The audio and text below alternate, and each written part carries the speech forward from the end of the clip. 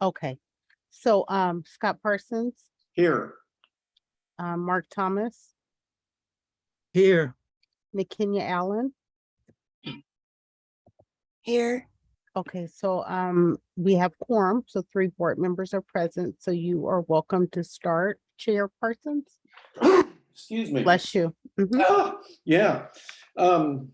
All right. Well, listen, good morning and welcome to everyone on this call. This is a meeting of the Outreach and Community Engagement Standing Committee, which is a subgroup of the Community Advisory Board, otherwise referred to as CAB. Here are some of the rules of engagement for our meeting this morning. For those in public or from the public, when speaking, please keep your Zoom status on mute or when you're not speaking, and to minimize the potential for background noise. For participants calling in on a cell phone, you can use *6 to mute and to unmute. We'll hear comments first from the board and then from the public by raising your hand on the screen. The purpose of the OCEC committee is to assist the greater CAB in gathering and providing information pertaining to the county's efforts in criminal justice reinvestment. To that end, some of our responsibilities are to identify outreach methods to engage the community regarding initiatives related to public safety realignment, to improve public access to information regarding realignment, to provide membership, cultivation, and succession planning for CAB, which we're doing in this meeting today for sure, and to help facilitate the CAB's ambassador program. And lastly, to organize the annual new member orientation. We're grateful to those that are on this call, and we appreciate very much everyone being here today. So for the 4 candidates, I'll just say one additional thing is that in the end, we're going to have one motion for all 4 candidates rather than entertain a motion for each candidate and all. And shortly, we'll be going into your formal interview, and I'll leave the rest to that point in time. But on our agenda, which is right here, I would first say, do we have any introductions? And if you would manage that, Monique, since you're so good at it. Okay, well, LaTanya has an appointment. She is first on the agenda. So I think what we can do is, because they'll be introducing themselves during their application period, informal interview period. I think that if you'd like, Joel Nicholson is here. If you would like each board member to introduce themselves, and then the rest of us can say hello in the chat. It's up to you. Yeah, why don't we roll right into the board introductions. And for those on the call, my name is Scott Parsons. I'm the chair of the OCEC and a voting member of the Greater CAB, resident of Moraga, and a former county employee. So I've worked all over the county. Okay, Mark Thomas. Hello, I'm Mark Thomas. I live in Oakley. I've been a member of CAB for a year. I'm vice chair for this committee. And McKenya Allen. Hello, my name is McKenya Allen. I reside in Martinez. I have been a member of this board for about 2 years. And I do various works with community outreach already. So thank you. And then Joel, you'd like to introduce yourself? Yes, ma'am. Sorry for not being able to be on camera. I'm actually on the move, but my name is Joel Nicholson Shanks. I live in Richmond, California. I've been part of the board for about 2 to 3 months now, and I work at Contra Costa College as the outreach and onboarding manager. Okay, so all the board members have introduced themselves. If you're, please say hello in the chat and introduce yourself, and then you can go on to see if anyone has an announcement, Scott. Yeah, so this is the point in time in the meeting where if somebody has an announcement for the board members or for anyone else that may be on this call, this is the time. Okay, in the absence of any announcements, this would be a time also for any public member that may have joined us this morning to make a comment on any item under the jurisdiction of the Community Advisory Board and not on the formal agenda that you see on the screen.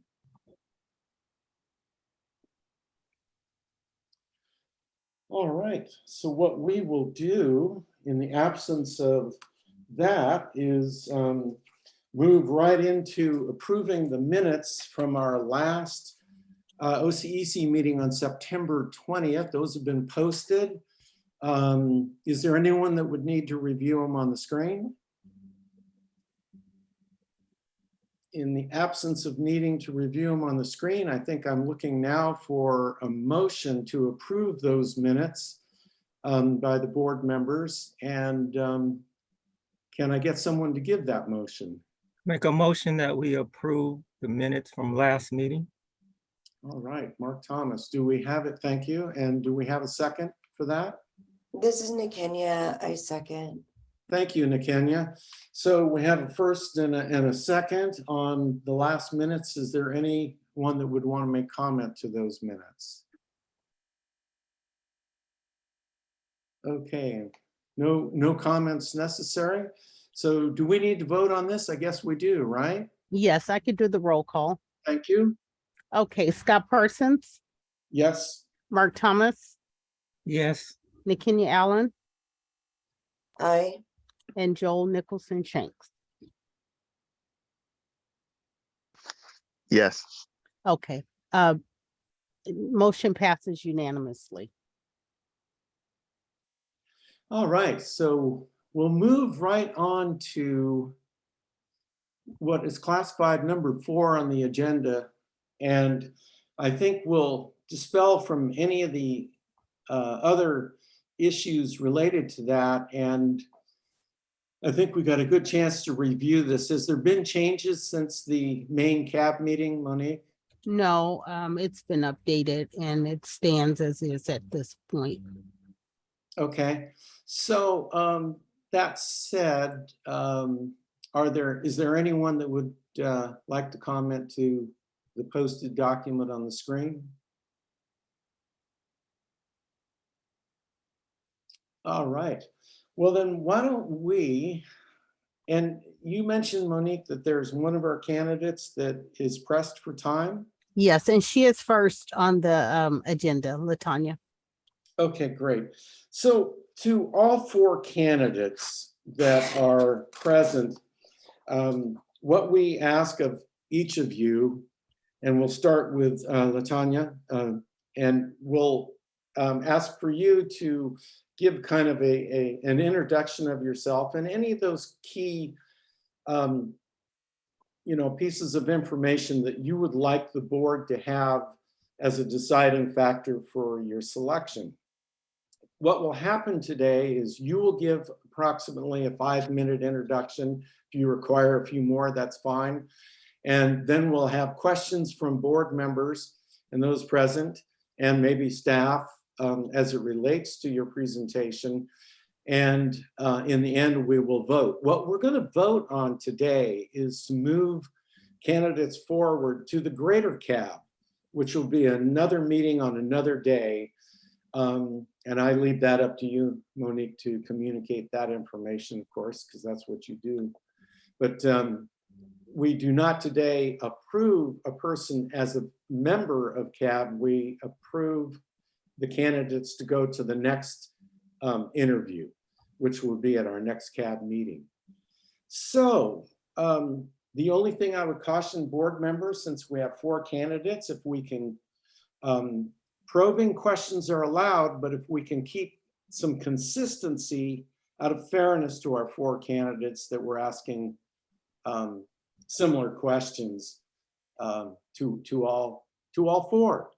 So LaTanya, you can unmute if you haven't, and we'd certainly like you to introduce yourself. Good morning, everyone. My name is LaTanya Thompson, and I am a resident in the Contra Costa area. I currently live in Richmond, and I'm invested in my city.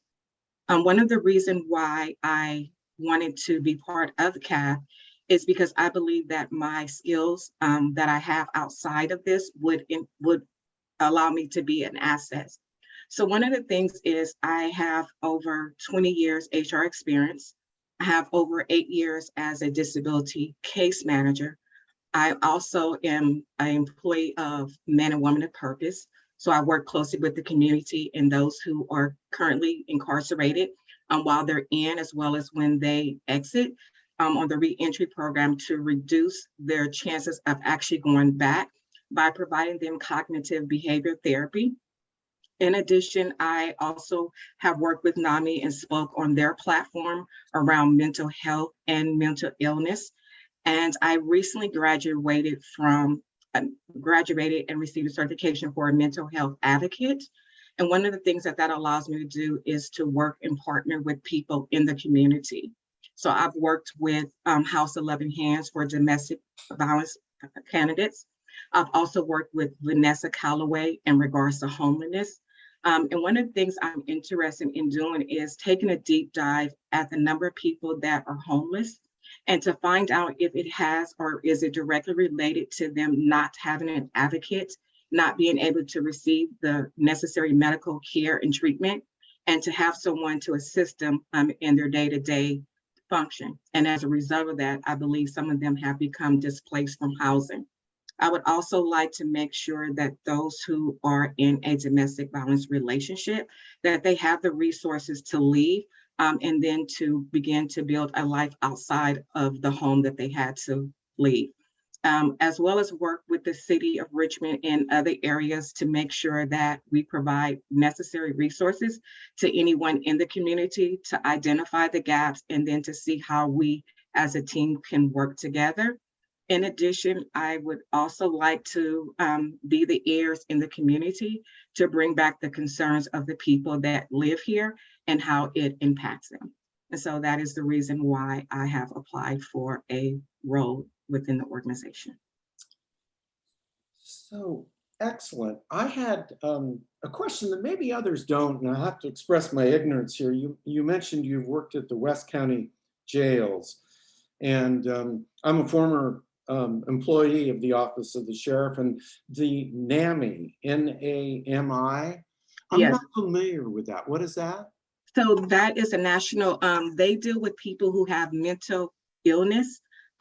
So people who may have depression, anxiety, who may be dealing with bipolar, they provide them resources and information. So a lot of times we'll get calls from a family member who needs to de-escalate an issue and may not know how to do that. So I haven't personally worked with the police department, but they've also provided training to the police department and how to actually approach the scenario so that they reduce the chances of someone being hurt. Excellent. And they played a huge role in the 988s, and as well as, I can't remember his Miles, who was killed by a police officer over a year ago. Excellent. So these are the two questions that I'm going to ask every candidate, and then we'll move on to others in the board. But great presentation, by the way. Good job, LaTonya. So please share what your top 3 abilities, skills, or attributes are. And it doesn't have to be toward this position. It's just that in your perception of you, what are your top 3? That's what's important. I would say my listening skills, the ability to not only hear what is being said, but what's not being said, to have compassion and empathy, and to treat every person as a human, regardless of their position or title, and my commitment and dedication to anything that is tied to me and my name. What was that last one? Committed and dedicated to anything that's tied to me and my name. Oh, so I'm okay, great. And the last for me, and then we'll move on to other board members, is please give me an example of when you worked as part of a team and how did you contribute to the team's success? So when working with the team, I find out what everyone's strong points is and what their weakness is. I also identify where we are, where we need to be, and the gap. The gap is the steps that we need to take to ensure that we get there. I also make sure that we have timelines and that everyone knows what they're accountable for, but also willing to roll up their sleeves and help someone else when they need assistance to ensure that the deadline is met. I'm also the person that will make sure that communication is going out to make sure that we're all on the same page, that everyone understands what their assignment is, and that everyone understands the importance of them playing their role and fulfilling what they have obligated themselves to. Excellent. That concludes any questions from Scott here. So Monique, do you want to just go down the line of board members and see if others have questions? Yes, and you can see her application on the screen, right? Yep. Okay, so Mark, do you have any questions? Yes, I have a question. Anyway, hello, nice to meet Hi. you. How you doing? I'm good. How are you? So what in your life has led you to be dedicated to like service, trying to help people with mental health issues, with homelessness? What's brought you to this?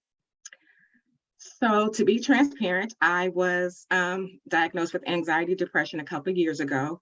And when I went through my journey, there was no one to provide me information on what I needed to do to maintain a lifestyle that was in alignment with my body. There was very little resources. It was almost taboo. No one wanted to discuss it or talk about it. And so I want to provide the resources, the information that I have so that I can cut down and reduce the time that it takes someone that's dealing with it, especially with the pandemic and the way that it has impacted us as a world and people now having to define what their new norm is. Okay, well, thank you. One other thing, I'm gonna steal Crawford's questions. He used to ask me when I was going through my application. Hope he doesn't mind, but so if you got to deal with mental health issues, we got employment and we have housing, what do you think are the priority to start with, if there is anyone that should be focused on first? I would say mental health, because mental health, it impacts so many other things as part as them being displaced from their housing, as well as when one person is dealing with mental health, they impact so many people. So let's say, for instance, if I had children or a spouse, they would be impacted. My coworkers would be impacted. My siblings would be impacted. And so providing me the help not only helps me, but it also benefits all of those who would come in contact with me. Okay, thank you. Well, you gave the same answer I gave Crawford, so that's pretty good. Anyway, no, I just thanks for I asked 2 questions, so I'll pass back to Monique, whoever. Mute. Thank you. Nick, Kenya, if you have questions. Hi, nice to meet you. Nice I to don't meet you. actually have a question. I really wanted to go back to what you were saying about the Miles Hall family. Yes. I did do some work with them. I tried to go to a lot of their places, and a lot of it for me was because I have a son with chromosomal issues, and so he's developmentally and systemically disabled. So I mean, just to see like all the efforts that they put in to try to just have someone come and help them and de-escalate the situation that ended their son's life really kind of hit home to me. And I met them when my son was only 2. So I mean, these issues, of these systemic issues that aren't being resolved very well, it does lead to, when you're doing work in it, that could also be a source of anxiety and depression, so trying to find a balance in a unbalanced world is very good. I find what you've done admirable, and I look forward to getting to know you better. So thank you. Thank you. And I look forward to getting to know you as well as the rest of the board. Okay, Joel dropped off. He may be rejoining us. I reached out to him. But the only other member on the call is our chair of the entire board, which is Crawford Carpenter. So at this time, Crawford can ask any questions of LaTanya. You're on mute, Crawford. Okay, there we go. Good morning, LaTanya. So Good nice morning. to meet you, and Mark, Hmm? wonderful. Hey, I'm so glad you're in the what is it? You're in the same lane with Mark, because I asked that question of Mark, and I happen to be one that really believes in mental health. And to share with you, Mark's comment was mental health. And then he went on to say, if your head's not right, nothing else will be right. So get your head right. So that was so nice of you to say that. And thank you, Mark. I have maybe one or two quick questions. One is housekeeping, and if all the other candidates could think about this as our chair of this standing committee, Scott, moves forward. We have meetings to attend.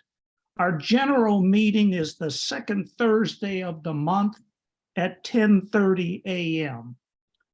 The committee that you are now before, OCEC, their meeting is the third Tuesday of the month at 11 a.m. We have the second committee or standing committee of CAB, which is Programs and Services. They meet on the third Thursday of the month at 11 a.m. And then our final standing committee is Policy and Budget.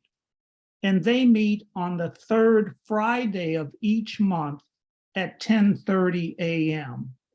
And as we move down this path and we move down this journey, we would ask that you join one of those committees. Monique would work with you depending on the vacancies in a particular committee. We just want to make sure you would be available not only to attend the general CAB meeting, but one of our standing committee meetings. So I wanted to get that on the table. That is crucial to our proper functioning. And then maybe just one question for you. In looking at your application, you indicated that you have worked with those that are incarcerated.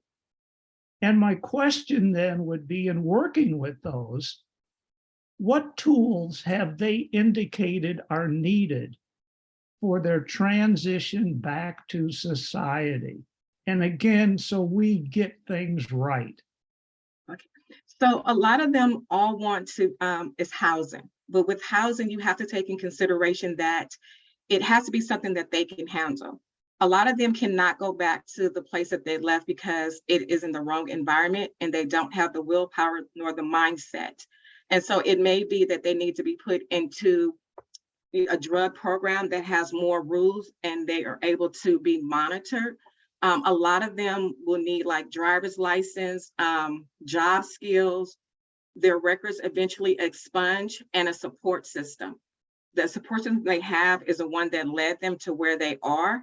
So to be able to provide them tools and resources and someone to, speak with them to guide them through the process as they begin to shift their mindsets would be helpful. LaTanya, thank you so very much. I am done, and thank you, Monique. Thank you, Scott. You're welcome. you. So Joel is back on the call, but I do want to do a time check. LaTanya has to leave in 4 minutes. So Joel, if it's okay with you, if we pass on with your questions, if you have any with LaTanya, unless Scott, you think we'll be able to answer questions in a couple of minutes for Joel. It's up to you. You're on mute, Scott. Thank you. I'm just going to stay off mute. That's not working for me. So Joel, if you could, let's give Joel a quick chance here, right? Okay. Yeah. Okay, Joel, would you like to ask a question? I don't have a question. I heard the beginning of her background and what she's done, and then it cut off when we started going to questions for everyone else. But I don't have a specific question at the moment, unfortunately. Okay, no, that works. So Scott, Latanya will be leaving in 4 minutes. And I can circle back with Latanya to fill her in, and she also will have the recording available to see what the decision is today. Okay. Well, Latanya, we're a tough group. But you will Monique will reach out to you. Look at her smile. She will reach out with the results of our vote, which will not be too long. But thank you so much for giving us your time and nice presentation. Thank you. And I will try to jump back on if my meeting ends before 12:30. Okay. Renee Moore of Antioch is our next speaker. So Renee, if you can unmute, it's obviously something I'm not good at, but if you can unmute, we would love to hear your presentation about yourself and ask you a few questions. Okay. Well, my name is Rena Moore. I'm an Antioch resident, as you said, but I work in Richmond. I work at the Safe Return Project in Richmond, doing the Richard Boyd Fellowship. I'm also a member of the Participant Advisory Board, for Rubicon programs. I'm also part of Reimagine Richmond and Reimagine Antioch. I do domestic violence advocacy, or for clients to stand in next door. I also do homeless outreach with Collaborizing. I feel that my voice and life experiences would be of great value to the CAB. I was also formerly incarcerated, so I'm getting my life back together and everything. And I feel that based on everything I've been through and struggles and everything and all the different things I'm involved in now, that I'd be a great asset to CAB. Well, great. And I'm going to ask you the same 2 questions that I did with the former candidates. So please share with us your top 3, either abilities, skills, or attributes. I would say actively listening, compassion, and dedication. And I'm sorry, what was the 3rd one? Dedication, I'm sorry. Oh, no, that's all right. Well, excellent. And also give us an example of when you were part of a team and how did you contribute to the team's success? Well, like I was saying, I do homeless outreach with Collaborizing. We were working with the encampment on Riding Road in Richmond. So I guess everybody knowing their roles and tasks and coming together as a team to complete whatever the mission is, I guess, is very important. Everybody has strengths and weaknesses, and everybody playing on each other's strengths and being there to support people within each other's weaknesses, I guess. Okay. I'll let others follow up with questions. So Monique, you're in the driver's seat. Mark Thomas. Go ahead. So, good morning, Rena. I have similar questions that I asked with the previous person also. Now, you mentioned you were formerly incarcerated. I assume that has something to do with why you do what you're doing now, but I'm formerly incarcerated also. I know a lot of often don't get involved with anything like this. Maybe they avoid it. But what about you? What drove you to get back involved with these type of issues? I want to bring about change. Like coming back into the world and stuff like that, it was really hard getting employment, finding housing. So I'm working with organizations like the Safe Return Project and Rubicon to try to help advocate for people who are formerly incarcerated, who want to get their lives together and want to succeed in life, and maybe have made a mistake and don't want to have to pay for it for the rest of their lives. Like a lot of people can change, and I want to be a voice that can help people on the path to succeed. Okay, well, thank you. So also, so if we look at the issues of mental health, employment, and housing, what do you think might be the priority to focus on, if you think there is any priority to focus on? I would say housing, because if you're, you need somewhere to stay in order to gain employment. And if you're having mental health issues and crises and stuff, you have to have a foundation somewhere to be at. So in order to engage in services like successfully and things like that. I think if like you're homeless and you're having a mental health issue, it is good to get the help for mental health and everything, but I think that you need that foundation there. Like, I think housing is really important. As someone who's been homeless before too, after being incarcerated and stuff, I think once I was able to find housing, it was easier for me to get the mental health care that I needed and to find employment and everything once I had like a base somewhere to be at. Right, well, thanks. I believe too, some things have to be done at the same time. Yeah. And just put them in an order. Anyway, thank you. And I'll pass back to Monique. Okay, Nakenya, do you have questions? I do not have any questions. Thank you. Okay, Joel?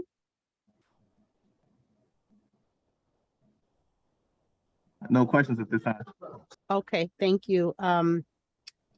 So Scott, you can open it up to Crawford, the next person who may have questions. Absolutely.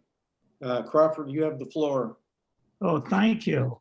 Again, to follow up on the question of availability, Rena, and thank you for sharing your background, your desires, etc. General meeting, Rena, the second Thursday of each month at 10 o'clock. Hopefully you would be available. That is the most important meeting. Yeah, it would be. Thank you. We do have other standing committee meetings. They are OCEC, that is the meeting you're at, the third Tuesday of each month at 11 o'clock. We have programs and services, the third Thursday of each month. And then we have, at 11 o'clock, and then policy and budget standing committee, the third Friday of each month at 10:30. And hopefully you would be able to attend one of those important standing committee meetings. We would be working with Monique so that she could work on your potential attendance at one of those standing committees. Okay. And thank you. I had a chance also, as the others did, to look at your application and had this one question after reading through it. Since you assist formerly incarcerated individuals, has there been a theme in what you hear from them, in what their needs are as they transition back to society? The main thing is housing and gaining employment. It's extremely hard to gain employment. Like Richmond has the Band the Box thing, which helps a lot. But like I've had clients that have applied for jobs, have like started working for the first 2 or 3 days, and then their background check comes back and they can't work anymore. And housing too, most low income housing. I'm sorry. If you're a felon, you can't live there, and a lot of people have nowhere to go after that. Like they can't return over their family members who live in low income housing. They can't get a job to be able to afford their own housing. So it's just a really difficult situation once you've been released. Even if you've gained trainings, I know people who have gotten like forklift licenses and all these different certifications, and they still can't get employment because of their background. Rena, thank you. Those responses, by the way, are very helpful as we put together where we need to focus as a board. So thank you. No problem. Thank you. Thank you, Scott. Okay, and I assume, is there anyone else on the call that wanted to ask a question of Rena? Well, Rena, we really appreciate your time, and you are welcome, by the way, to stay on this call till its conclusion at 12:30. Okay. If you had to leave, we understand, and we would certainly be in touch with you as to the results. Okay. But nice presentation, and thank you. Okay, next in line is Brenda Lee from Richmond. So Brenda, if you could unmute and give us your presentation, please. Okay, good morning. I'm Brenda Lee. I am a resident of Richmond, have been in Richmond all my life. I'm of Cal State Hayward, which is now East Bay. I'm retired. I have plenty of time. I am what they consider a volunteer junkie. I work on the polls. I'm going through training for that tomorrow. I work with the AARP tax aid, which is coming up in January. I'm interested in this process because I have nephews that have gone through the criminal justice system. And I realized that they need support. Had my nephews not had support, they would have gone back into the system. And that is something that I have not seen in Richmond to the extent that I would like to see. I am working with a group now that's trying to set up we call it a re-entry project, where we would house inmates who had they have to go through a process. They would come in, they would get training, we would house them, we would help them in a 360 endeavor to get education, to get employment, to get identifications. We're trying to set up this program. We've got the building that's already built and it's been renovated and it's ready. We're now trying to put together a program that will meet the needs of our community. As I said, I've been in Richmond all my life. I've seen it it was a wonderful, wonderful place to grow up in. And now we look at the homeless population and we realize that is due to a lot of the people have gone through the system and then they're thrown back out, or they need mental health. And that will be part of our project. We hope to have enough support so that they can come in and be supported, and we would not release them until we realized that they were supported. Someone mentioned to me or suggested to me that I get on this committee, and I have to say I did not realize it was there, but it's something that I'm willing to do, willing to dedicate myself to. I look at the young men that come through the system and I worry about them because they don't seem to have anyone that will support them in a way that is constructive. I mean, just to say, oh yeah, I love you and you're a good person, or, like she said, they can't get into public housing because they have a record. So we would try to do that. And our program, we're hoping, will house them until they can actually get housing, get employment, get education, whatever it is that they need. So that's like I said, I'm retired. So my time is available, except for, like I said, when I'm working with AARP. But I pick my days that I work with them, and also with the polls, which is just this November. And once I'm done, then I'm done with them until the next election.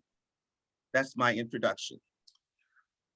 Wow. So I heard something about Cal State Hayward. Did you work there or did you go to school there? No, I graduated from there with a BA. I worked at the University of California in Berkeley for 27 years as a systems analyst. Okay, so on my score sheet, that gives you a few points because I'm a graduate of Cal State Hayward too, and I love it. So I just saying. Anyway, very interesting, Brenda, to hear your perspective. So the same questions I had for the other two. Please share with us your top 3 ability, skills, or attributes. My ability is to get in and work with anyone and everyone. I'm very empathetic. I listen to their concerns, not just listen, but I try to understand where the issue is. And I'm all for the team being successful. I don't look for any individual, but the whole team has to be successful. I am, as by nature, an administrator and an organizer, but I try not to overpower the other perspectives, because we need every perspective to be a successful team. So that kind of leads into my next question. You probably have heard it now twice. Give us an example of when you were in a team and how did you contribute to that team's success? Last year was our first year to do the tax aid virtually, and also be very selective of who we could actually see. So at our facility, we had to work with all kinds of people that would walk in. And we've had people that come in, and you have to have someone that can actually de-escalate, because a lot of times with taxes, people come in and they're very excited. So my position was that I would come in and try and de-escalate the situation. And 99% of the time I was. So my thing is always being able to work with whomever I'm exposed to. That's one thing that I've been told. Oh, you did that? I'm like, yeah. I mean, you know, it's something that you have to learn, that everybody's different, and you have to take them from the perspective that they're presenting to you and not project yourself into their situation. Excellent. All right, that concludes my questions. So Monique, you can start the lineup here. Mark Thomas. Hello, Brenda. Nice to meet you. So question, you did mention that you have nephews who have gotten to the system. Yes. So I might assume that's one of the things that makes you interested in this. So I'll modify a little. What worked for your nephews, or what did you see that worked that kept them from getting back into the system? They had a very successful support system. Now, they had a family that we were in a position to actually help them with housing, to help them to go, you know, to take another path. Like my one nephew, believe it or not, his ambition, because the neighborhood that he grew up in, was to be a cat burglar. And I had to look at him, I'm like, so where do you think that's gonna take you, you know, in your future? And we had to work with him. And I have to say, my family has always been very supportive of all of the children in our family. We're very family oriented. We're very family supportive, so that even my brothers, who were their uncles, also worked with them to make them understand that you have to be a part of society. So I believe all people that come through the system, they need a very supportive support system. And that system could be family, it could be a group, you know, it could be community, but they have to have a very strong support system. And truthfully, that's what happened with my nephews. They're both gainfully employed. They're family men now, you know, so they can work, they can grow with their children, because that was one of the things I was afraid of, that once they went into the system, they would never see their children. And they both come out and they're productive citizens, and I'm very proud of that. Okay, I had the other question is, when it comes to reentry, what do you think is priority, if there is one? Mental health, employment, housing. Now, I did hear you talk about housing. That's very important. But I wasn't sure if I was clear. You said that you think some people should stay inside, or should they stay in a particular place before, unless they have supportive means, they should stay someplace. Would you explain or clarify that for me? I might have not understood that right. Yeah, okay, I'm confused. No, one of the places that we're working with is that we would house them in our location until they got into somewhere where they could actually get up on their own feet, where they would be allowed to get into housing, if it's public housing or whatever. But we would work with them until they could support themselves in some kind of a housing situation, because, like she said, mental health and housing, they go together. Because if you're not mentally healthy, how are you going to maintain a household? So to me, they're equal. There's not one for the other. Both of them are very equal. All right, thanks. No, that's what I wasn't clear on where they would stay. Anyway, thank you. Okay, Nikenya.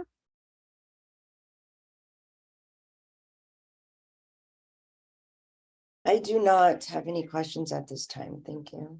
Okay, Joel.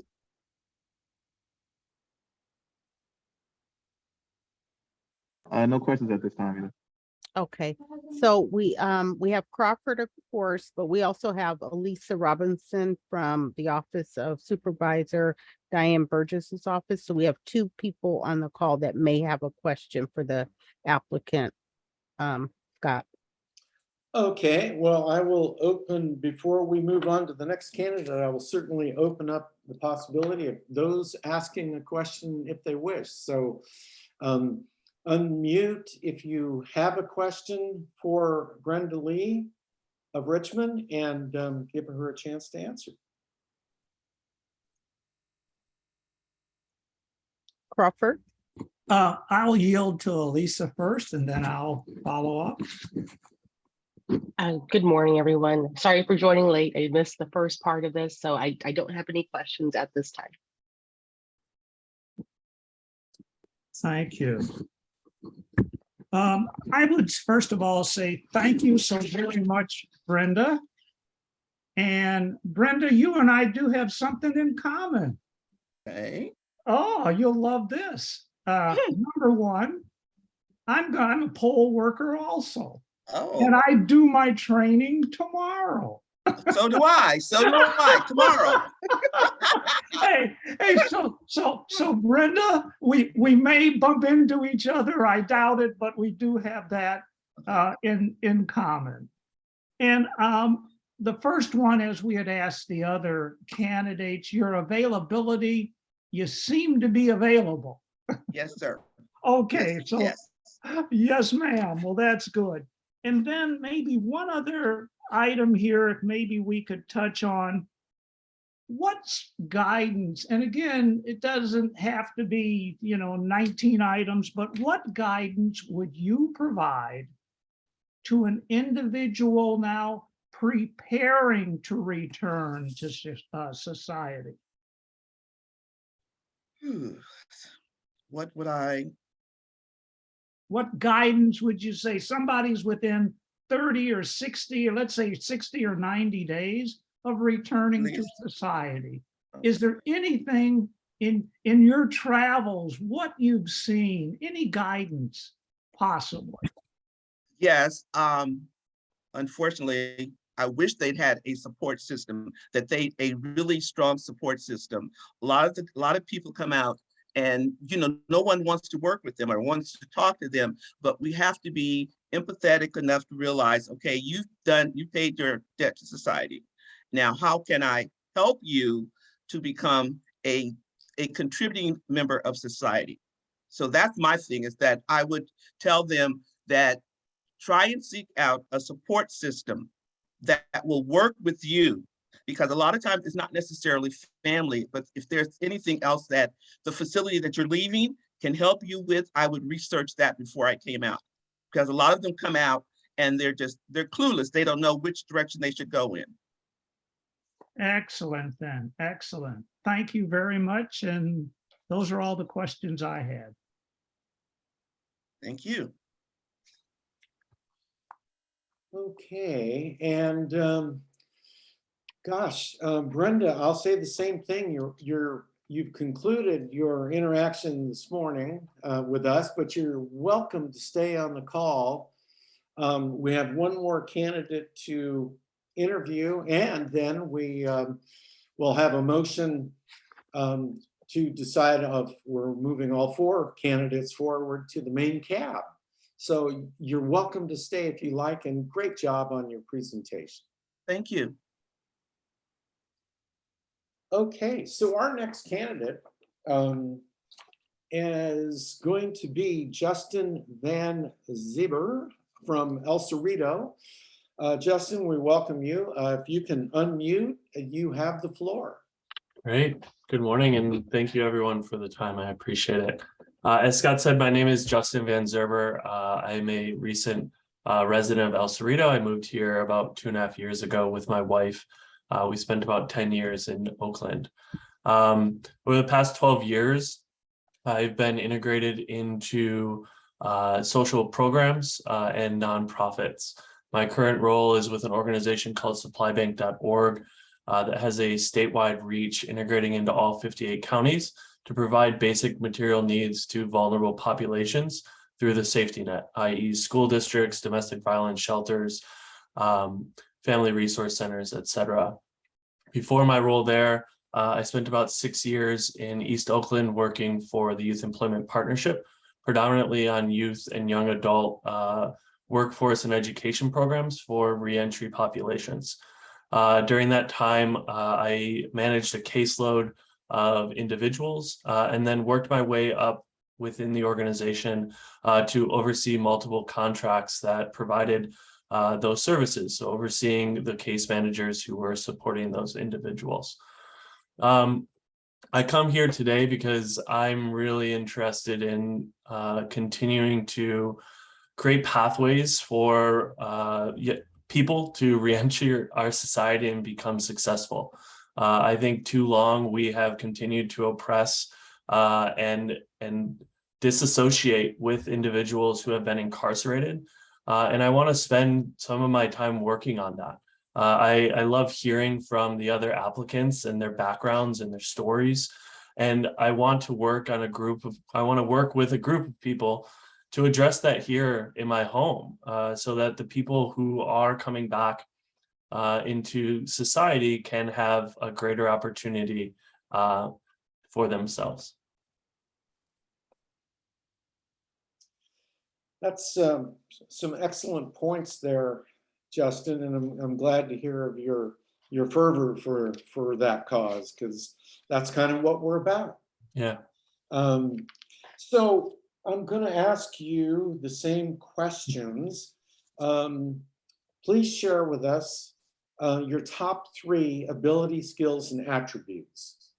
Yeah, I think my first one is my willingness to learn and research. I really enjoy trying to understand best practices and ways that we can incorporate them.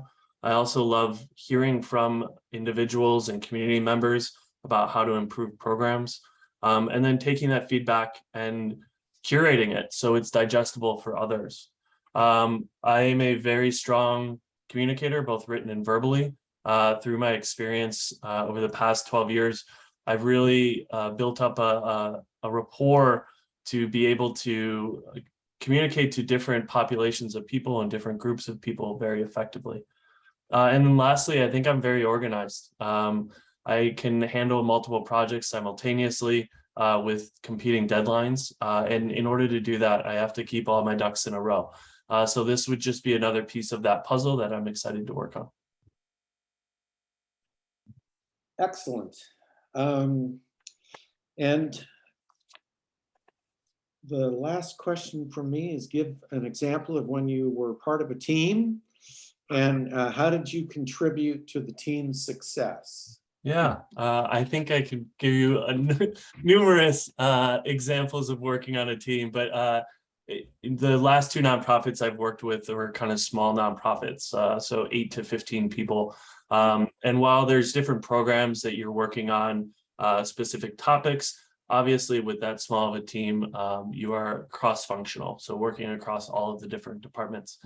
I myself kind of see myself as kind of a filler. I have the ability to lead projects and drive projects, creating deliverables for individuals and team members, as well as I have the ability to take a back seat. I respect and understand when I'm in a group of people and I don't have all of the institutional knowledge, and it's better for me to learn and add value through kind of a supporting role. So I really pride myself on being able to adapt to the situation and do what's best for the team. Excellent. Well, thank you. And Monique, you can start the lineup again. Mark Thomas. All right. Hello, Justin. Good How you morning. doing? So what in your life has motivated you to be into this field or this issue around reentry and dealing with formerly incarcerated people? Yeah, great question, Mark. It's really my time at the Youth Employment Partnership. I think I saw firsthand the impact that someone going through the justice system has on the individual, on their family, and the greater community. And I think we fail to support those people. And so while I've taken a step aside from that professionally for the past few years, it really is a burning desire to kind of right some of these injustices and use my skill set to help further their voice. I've had several really tragic experiences through that time that has really kind of opened my eyes and enabled me to use my privilege and my stature to help address, again, some of those inequities, some of those continuing issues that we see facing these populations. Okay. The other question relates to the area of mental health, employment, and housing, what you think might be a priority if there is. But you also mentioned education. Actually, I'm very much into education is really important. And so how would education fit in with those also, if you want to answer that? Yeah, of course. I'm a housing first person. I think that an individual is not going to be set up for success unless they have a stable place to go home to that's safe and secure, as well as somewhere that they can call home base and start connecting to those services from, right? If you're continuing to think about where you're going to sleep the next day, you can't focus on going and meeting with a case manager. You can't focus on going to school. You can't focus on going down the street and working on your resume, et cetera. So I really am an advocate for housing first. As far as those other, I think you said mental health, workforce, and then education was the one that you added in. I think they all should be blended. I mean, it really depends on the individual with regard to mental health and where they're at. Some people can come out of incarceration and kind of address those issues in parallel to going and getting a job or enrolling back in school. And others need to address that immediately and aren't going to be able to achieve those next goals until they're working with a safety net to support their mental health. Okay, thank you. Yeah, thank you. Okay, Nick Kenya. Thank you, Monique. I have no questions at this time. Okay, and Joel had to step away for a moment. So you can open it up to Crawford and or Elisa. Great. So before we go to Crawford, I'm sorry, who was it again that? Elisa. Oh, Elisa. Yeah, Elisa, do you have any questions for our candidate? I do not. Thank you for asking, though. Yeah, you got it. And thank you for attending our meeting, by the way. We appreciate that. It's great to see what you guys are up to. Well, yes, and I think that the four candidates are a testament to the great work that's being done by staff too. And I commend Monique and Patrice on the recruitment process. The four candidates today are evidence that you're doing something really right, Monique. Thank you. Yeah, Crawford, you got the floor. Thank you. And good morning, Justin. How are you? I'm great. Great. Thank you. What a background. After reading your application, it was like, whoa. Well, let's do the housekeeping first, Justin. Our meetings, general meetings, second Thursday of each month, 10:30. Keep that on your radar screen. Yeah, not a problem. 3 standing committees, the one you're at now, third Tuesday each month, 11 o'clock in the morning. The next standing committee is our programs and services, third Thursday, 11 a.m. And then our final standing committee, Justin, is the policy and budget, third Friday of each month at 10:30. Well, you've been pummeled with a few questions there, and reading your application, maybe one or two stood out, and I'd just like to get your responses. Of course. You indicated with that best practices were something that you would learn at the CBOs. Might you share one or two of those best practices that you might bring to CAB?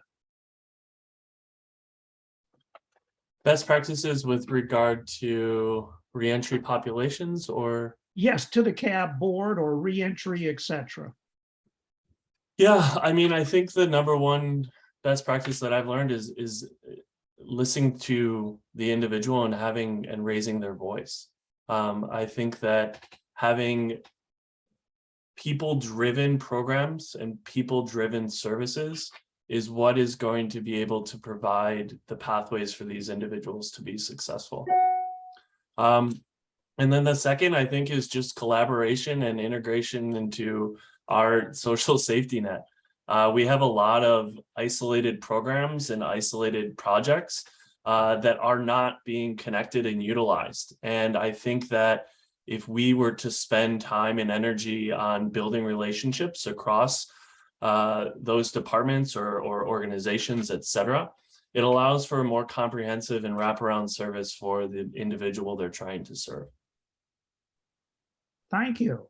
And then you did make reference in part of your application there. You said something about material needs that that your agencies provide. So my specific question would be, what basic material needs for vulnerable populations does your agency provide?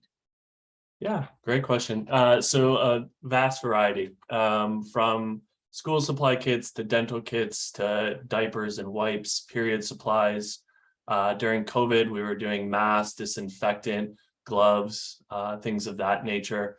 We're moving into a couple different trajectories with access to period supplies, so pads, panty liners, tampons, etc. Also working on some disaster relief. So kind of care bags to give out after a fire or earthquake, as well as access to protective equipment. So again, N95 masks and things like that. And you would say, now, is that like general PPE, personal protective equipment, that type? Correct. That was for COVID. With COVID, regard yes. to Okay. Disaster relief, it's a little more industrial. Okay. Well, good. Those are all of my questions. Thank you so very much, Justin. Yeah, thank you. Well, okay, Justin, as I said to the other three, you're certainly welcome to stay on the call and hear the rest of it. We will be adjourning probably in a matter of 15 minutes at the most. But you're certainly welcome, and great presentation. And I enjoyed listening to all you had to say, and your three, learn and research, strong communication, and organizational skills. Those are all very, very useful, and I'm confident you do have those. Great, thank you so much. Yeah. So I guess at this point we could open for discussion, correct, Monique? Because there may be collectively some comments that folks would like to make now that we've heard from all four candidates and who were gracious enough to give us their time. So if we could open up to board members first, any comments with reference to the performances this morning of our four candidates?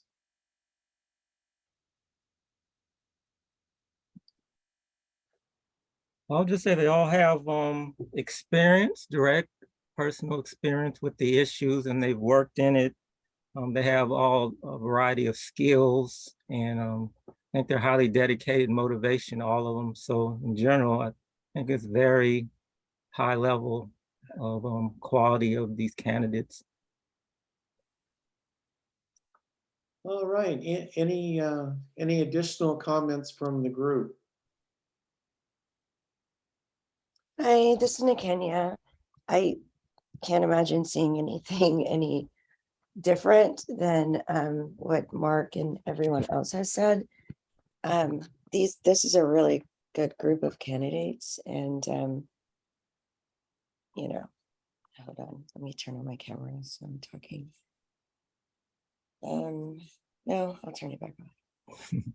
Now I'm like trying to figure it out here.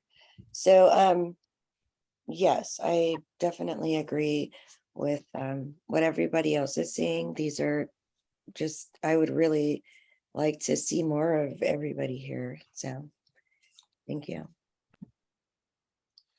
Excellent. Thank you, Nikenya. Any other comments?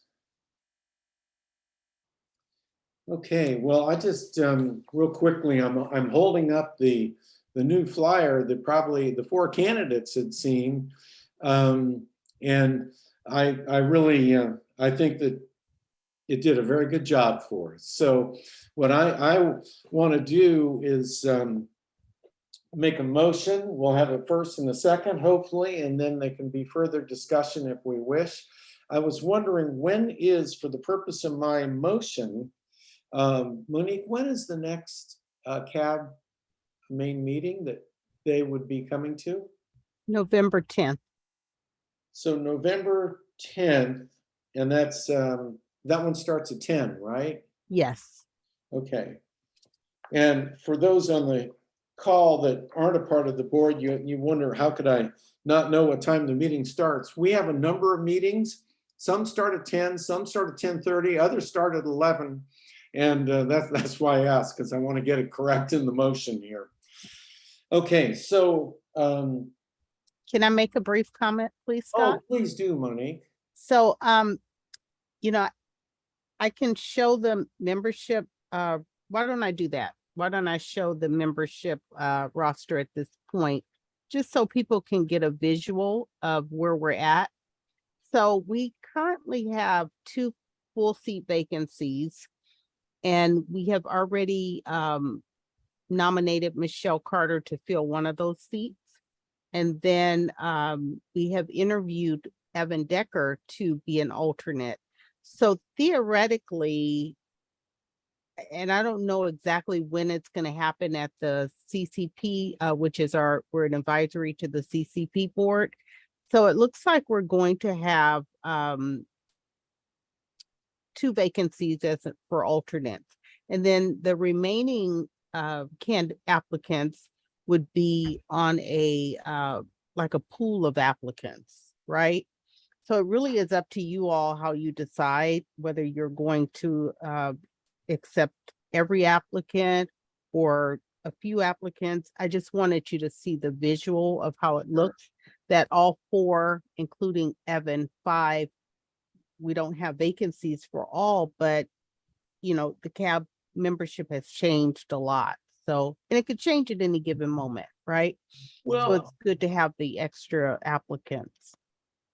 Yeah, I think, I'm very glad that you put this sheet up, because for candidates that stayed on the call, it gives you a chance to take a look at our structure, right? You've got the main CAB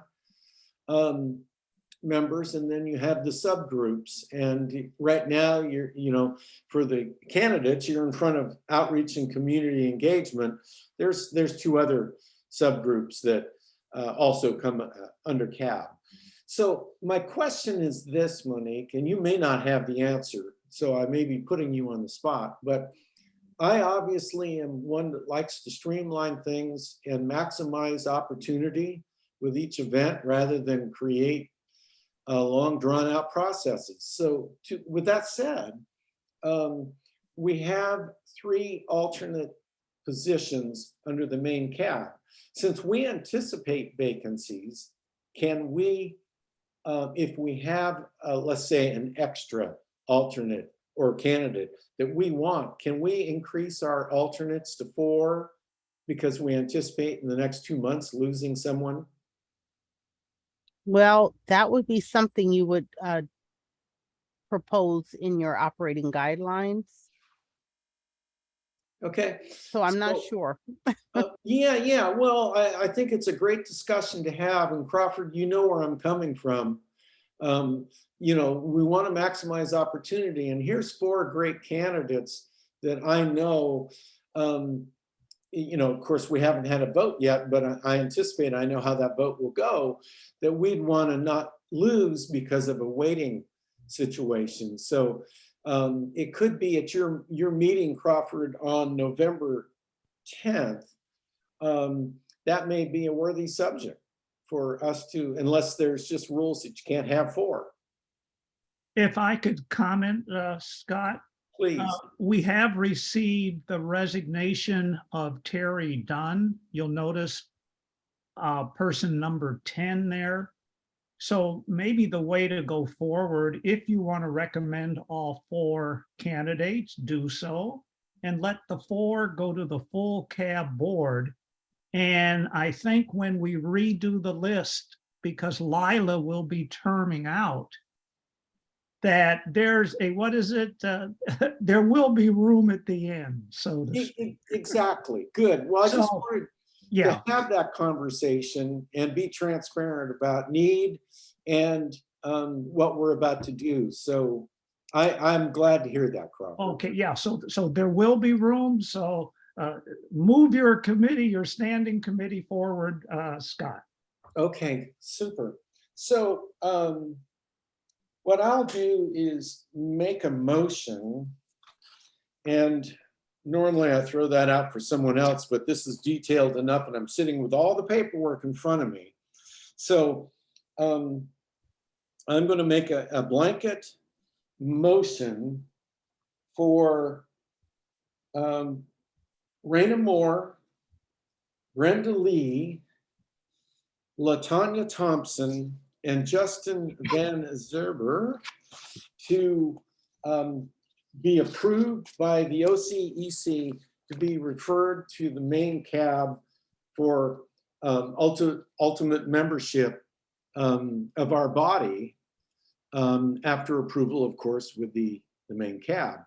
And for the two members here, there'll be a little bit more discussion on this, but I'd like to make the motion that the 4 of these candidates are approved and go forward to our November 10th meeting. So Do you I need have a second? we need a second? I do. Oh, so I second the motion. Okay, and if we could have a vote, Monique? Okay, so Scott Parsons, Yes, on all Mark- 4. Mark Thomas, Yes. Nikenya Allen.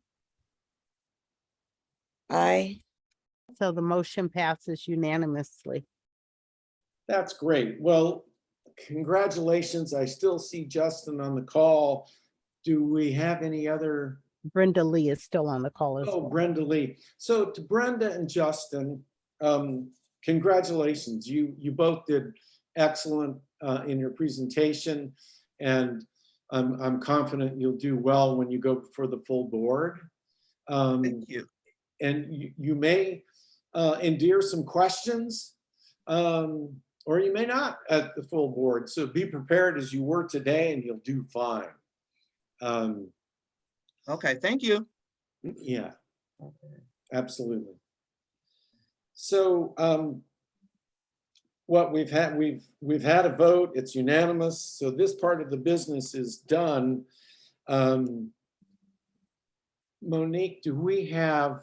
I still don't want to, go into number 5, review work plan. That we're near concluding this meeting, so that we can put off. Is there any other piece of business that needs to occur before we adjourn? You can discuss your next steps for the next meeting, which you kind of discussed some things about the applicants, but if there are any other next steps that you think you may have. And if you don't, we have other meetings that we often communicate on, so we can talk about that. But the other members may have something that they'd like to propose as well. And Lanita is on the call now. Oh, great. Lanita, welcome. Hi, everybody. Sorry I wasn't able to make it today, but we have our staff meeting on Tuesdays from 10 to 12.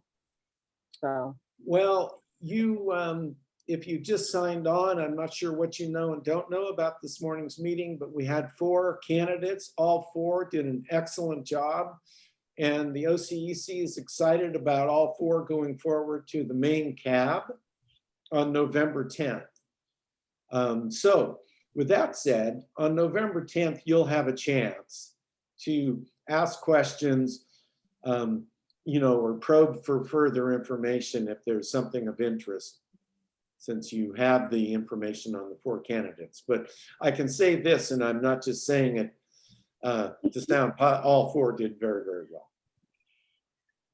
Good to know. Good to know. Yay.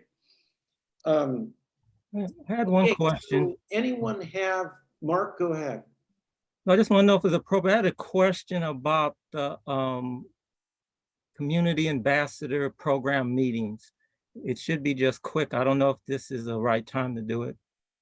Oh, listen, what time is it? It's certainly the right time.